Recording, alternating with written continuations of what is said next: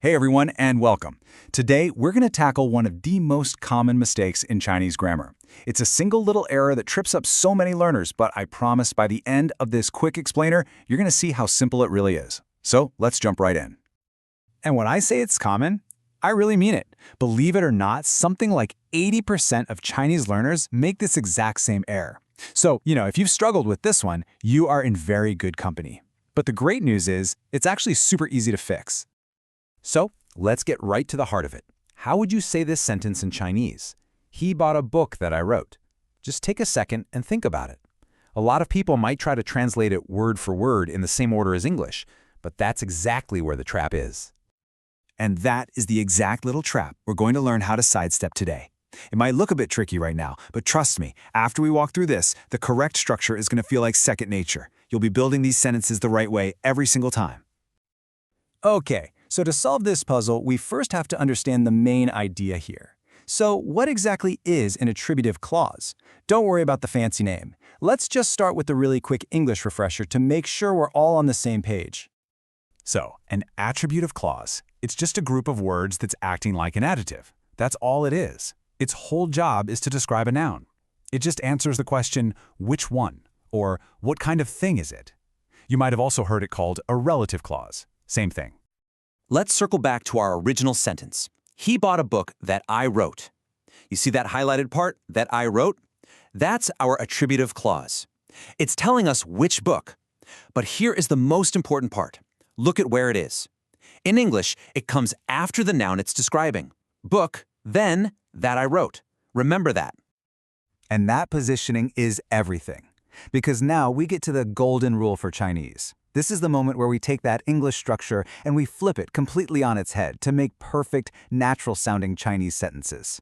And this slide shows it perfectly. Look at the difference. In English, it's the noun first, then the description. So, a book that I wrote.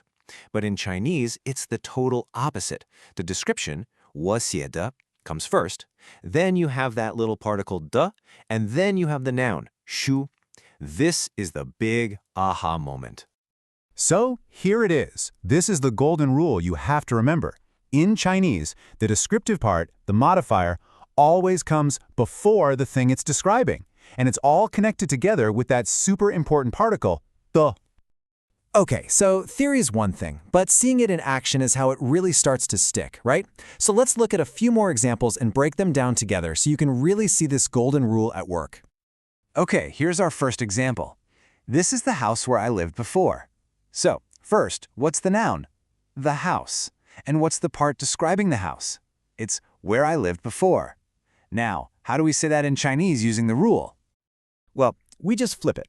The modifier, I lived before, which is 我以前住, has to come first. Then we add our connector, the. And finally, the noun, 房子.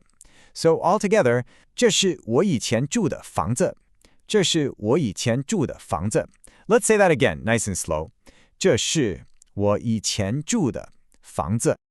Great. Let's do another one to really get it locked in. The sentence is, I can't find the music that I like. So again, let's identify the parts. The noun is the music. The description is that I like. And we just apply our golden rule. The I like part, 我喜欢, goes before the noun. Put it all together, and you get 我找不到我喜欢的音乐. 我找不到我喜欢的音乐. See the pattern? It's exactly the same logic every single time. Okay, let's try a slightly longer one, but don't let it intimidate you because the rule doesn't change one bit. The man who is talking to the teacher is my father. Here, the description is a lot longer, but its job is the same.